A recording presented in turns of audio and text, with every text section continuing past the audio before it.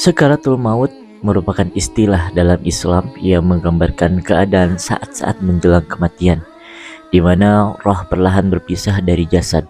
Ini merupakan suatu momen yang sangat penting dan sering dianggap sebagai salah satu fase yang paling sulit dan menantang dalam kehidupan manusia, karena melibatkan rasa sakit dan kepayahan yang teramat luar biasa.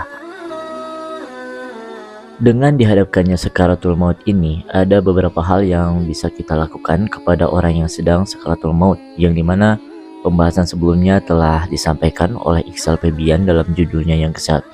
Maka dari itu, kita akan melanjutkan pembahasan sebelumnya dengan materi keberlanjutan ini.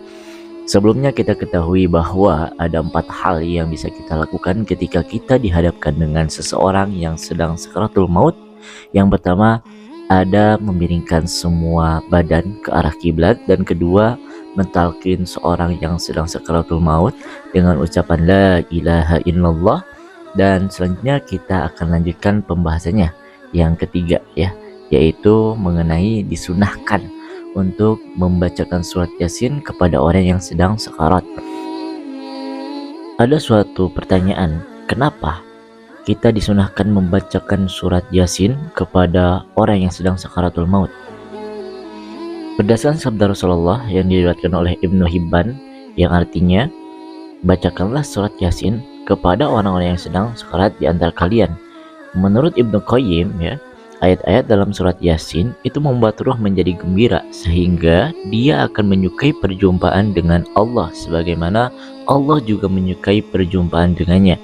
Apalagi surat Yasin merupakan surat yang disebut sebagai jantung Al-Quran, serta memiliki khasiat yang menakjubkan dalam bacaannya bagi orang-orang yang sedang sakaratul maut, Dan yang keempat, yakni tentunya kita bisa terapkan ketika kita mengalami atau dihadapkan dengan proses sakaratul maut, dengan berhusnuzon kepada Allah Subhanahu wa taala atau berprasangka baik kepada Allah Subhanahu wa taala.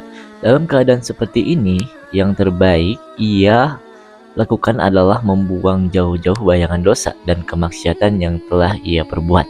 Sebaliknya, ia dianjurkan untuk membayangkan bahwa Allah akan menerimanya dan mengampuni semua dosa-dosanya.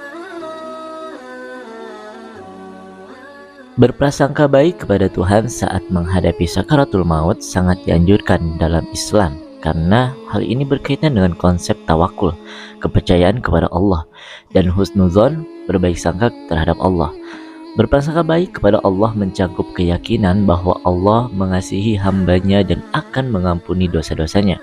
Hal ini penting untuk menjaga diri dari perasaan putus asa terhadap rahmat Allah yang merupakan dosa besar dalam agama Islam. Selain itu, berprasangka baik kepada Allah di saat-saat akhir kehidupan dapat membawa ketenangan dan kepuasan hati serta merupakan bagian dari iman yang baik. Ini juga sesuai dengan ayat Al-Quran yang menyatakan, "Hai jiwa yang tenang, kembalilah kepada Tuhanmu dengan hati yang puas, lagi diridhoinya. Maka masuklah ke dalam jamaah hamba-hambaku, masuklah ke dalam syurgaku." Quran Surat Al-Fajr ayat 27-30. Ayat ini menunjukkan bahwa jiwa yang tenang dan berbaik sangka kepada Allah akan mendapatkan keridhaan dan masuk ke dalam surganya Allah SWT. Dengan demikian, berprasangka baik kepada Allah saat sakaratul maut adalah suatu bagian dari ajaran Islam yang mengarahkan umatnya untuk selalu memiliki harapan, kepercayaan kepada Allah, terutama di saat-saat kritis seperti menjelang kematian. Dengan melakukan keempat hal di atas, tentunya kita bisa membantu orang yang sedang mengalami sakaratul maut, dan selain itu kita juga dapat mempelajari kejadian tersebut, bahwasannya kematian itu tidak mengenal waktu kapan dan di mana, siap atau tidak siap, sehat atau tidak sehat, muda atau tua, tentunya tidak ada jaminan yang baku, karena setiap takdir atau azalnya makhluk hidup telah tertulis di Lauhul Mahfuz.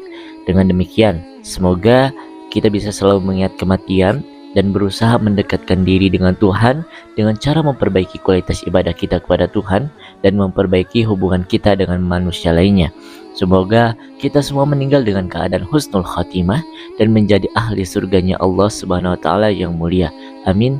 Amin ya Allah ya rabbal alamin. Wassalamualaikum warahmatullahi wabarakatuh.